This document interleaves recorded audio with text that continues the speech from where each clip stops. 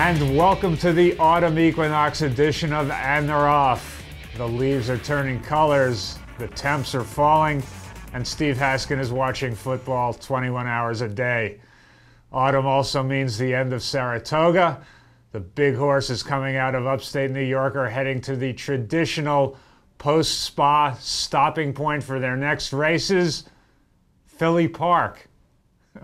Steve, has the Earth left its orbit? Has Belmont Park closed down? What are Alpha, Golden Ticket, Questing, and my Miss Aurelia doing in Pennsylvania? Well, they're not there for the Pennsylvania Dutch cooking, I'll tell you that. They're there for $1 million. And it's not Philly Park anymore. It's Parks, Racing, and Casino. I did that for you. That was for your benefit. I know, and I appreciate it, but I have to correct you just for the record. But yes, it is Philly Park to me, and it always will be Philly Park to me. And you know who you can thank for these $2 million races, which are, by the way, the Pennsylvania Derby and the Cotillion Stakes? You can thank Smarty Jones, who's down in Uruguay right now, because it was Smarty Jones who's responsible for getting the slots bill passed, where all this purse money is coming from. What amazes me, by the way, is that the Cotillion, which as you mentioned, drew two very, very good fillies in Questing and My Miss Aurelia. There's only 4 horses entered in $1 million race, which means there's $30,000 that's just sitting out there for somebody to take off the table, and nobody showed up for it. And whoever finishes last in the race is going to get $60,000. So, Steve, will they accept Labradors in that field? Hey, listen, if they can run around the track, just pick one of them. All he or she has to do is run around the track, and you got yourself $30,000. Done. But I'll say one thing, by the way. When the big races in September are at Philly Park, you know racing has changed a lot, because it used to be where New York was just a hotbed of activity in September, and now New York has become a total yawner until we get to the big Breeders' Cup Fall Preview weekend with the Jockey Club Gold Cup, etc. But just look at the races that used to be in September in New York that were championship races, or at least close to championship races, that are no longer there. The Woodward is gone. That used to be the biggest race. That's gone. That's moved to Saratoga now. Marlboro Cup is gone. The Futurity and the Matron, which were Grade 1 stakes and very prestigious races on their own, have been reduced to lowly prep races for the Breeders' Cup Juvenile Sprint. We've got the Ruffian Handicap that was moved and is gone. The Gazelle has been moved to Aqueduct in November, and the Masquette, which turned into the into the Gopher Wand, that also is in November at Aqueduct. So all these races are gone from September, and unfortunately we really don't have anything now. So the leaves may be changing where you are, but they're still green, and it's raining, and it's dull, and it's nothing happening here until late September. That's why thank God we've got Philly Park or Parks Racing to stage 2 very good horses, attracting the dead heat winners of the Travers Stakes and the best filly in America right now. Steve, it's a good thing we got Fairplex out in California, so it's big-time racing still going on here. Well, that's right. That Barrett's Juvenile. We'll see you in October then. We'll change the song. All right, Steve, the most versatile horse in training in North America right now is Wise Dan, who just won the Woodbine Mile the other day.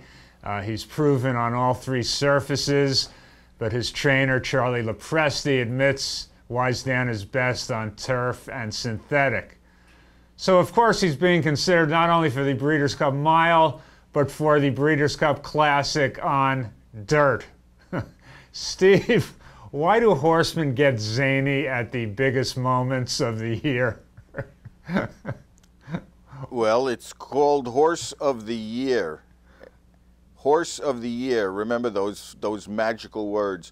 Winning the Breeders' Cup Mile and the Woodbine Mile and the 4-Star Dave normally is not going to get you Horse of the Year. Maybe with Wise Dan it's going to be different. But when that classic comes around and you get a horse that wins that race, that has been productive all year, they're going to get the nod for Horse of the Year. And plus, they've still got to catch, in my mind, some people disagree with me, they still have to catch I'll Have Another, who by winning the Derby and the Preakness and the San Nita Derby and the Robert Lewis, to me, has still accomplished more than any horse in the country. Now, is Wise Dan the most talented horse in the country right now? Probably. It's certainly the most versatile. Now, he's already shown that he's brilliant going short, a mile, maybe up to a mile and a 16th or so, a mile and an eighth on the turf. So should he go in the Breeders' Cup Mile? Yes, he should go in the Breeders' Cup Mile. That's his best surface, and they admit it. But look, Morton Fink has been in the sport for over 40 years. I mean, I remember him when I first got involved in racing. And he deserves... Yes, the owner of Wise Dan, yes. Yes, the owner. And he deserves the chance to go wherever he wants to. If he feels that this horse is best in the Breeders' Cup Classic, to take a shot and try for Horse of the Year and try and just raise his stature, then he should go for there. Well, maybe there should be a match race on dirt, Steve, between Wise Dan and Dullahan. You know, two horses that right. that don't belong on dirt, going at it with each other. That would be excellent. Right. And the funny thing is that both those horses have run well on dirt, but they've both run well on dirt at Churchill Downs, which, as we know, is conducive to grass horses. Yeah. So Wise Dan still has not really proven himself on a dirt track other than Churchill Downs. We do know he's incredibly versatile, incredibly brilliant, and incredibly classy. So if any horse can do it, it's going to be him. He certainly would make the Classic a lot more exciting. But on paper, he should go in the Breeders' Cup Mile. Yeah. But in the heart, I can understand Morton Fink if he decides to go the Classic route. Very interesting where Wise Dan will end up in Los Angeles. All right, speaking of zany, 2-year-old champion Hansen, he of the Blue Tail and the Hansen Girls, and of course the good doctor Kendall Hansen, has been retired due to a tendon injury. His 3-year-old season didn't pan out as we all hoped, but the striking gray and his eccentric owner certainly have provided the sport with much needed entertainment value. They busted on the scene exactly a year ago when he won the stake at Turfway. Boy, they injected a lot of life into the sport, and we wish Doc all the luck in the world, and hope he gets another good one as soon as possible. Steve? Right. I mean, I totally agree. And he was just recently quoted as saying, while he had this horse, every morning was like Christmas morning, which I thought was a great quote. I think that pretty much says it all. And, you know, most important, he's got an Eclipse Award to be able to look at every morning now when he wakes up to remind him of, you know, a very special horse and a very special time for him. Yeah, I mean, most people just know Doc Hansen as, you know, this eccentric guy in the Blue Tail. You know, Doc Hansen's been a horse player for decades and decades and decades. He is thoroughly versed in this sport, knows it from every side. We need a lot more guys like him, and we need him to stick around and light things up a little bit. So good luck going forward to all the Hansens. I'm going to miss him. I will miss him. Steve, Keeneland, September Yearling sale is in the midst of its 2-week run. It's the biggest horse auction in the world, and it's the Woodstock of the horse industry, because everybody has passed through Lexington at some point over the last couple of weeks. To the relief of all, business has been fairly strong at the sale, and to my own dismay, the final yearlings of AP Indy have now passed through the sales ring. And I'll say this about that: there isn't a lot of sentimentality out there when it comes to buying horses. That last yearling crop of the Great Stallion averaged below where his yearling average has been through the years. So we'll get to see here over the next couple of seasons whether there's another classic winner in the hopper for the great AP Indy, who has done it all in his time. The Thoroughbred Times has been a competing publication to the Blood Horse in my 12 years here, but there's no joy in the aftermath of the Times going into bankruptcy and ceasing publication this past weekend. It's never good news when colleagues lose their jobs, and the people you're used to seeing at all the major events are hurting, and you realize they may not be there anymore. There are a lot of good folks over at the Times, and it has a very rich history in this industry. That history includes one Steve Haskin. Steve? Yes, I have to inject my personal note there, and it was an absolute pleasure to be a part of that history. I had been writing for the Thoroughbred Record and really stopped writing for them when I was working at the Racing Form, and was not writing anywhere at that point. And I went into the advertising department one day, and I saw this newspaper just laying around there called the Thoroughbred Times. And I took a look at it. It looked like a really nice magazine, newspaper, whatever you want to classify it as. But I looked in the masthead, and I saw the editor was Mark Simon, who I had worked with at the Thoroughbred Record.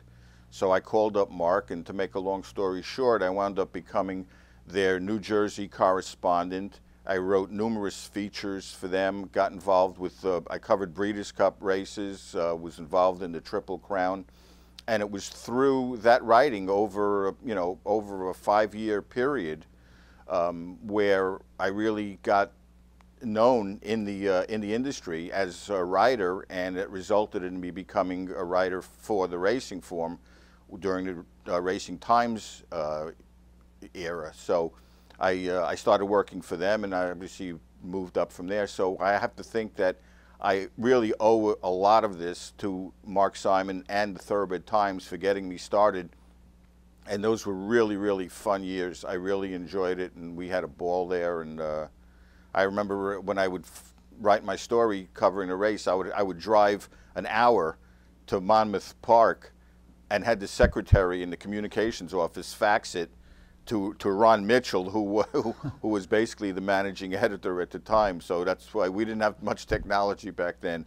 But they were really fun times. Met a lot of great people and covered and got to know all the horsemen during my tenure at the Thoroughbred Times. So so anyway, I just wish Mark and everyone there the best of luck. Yeah.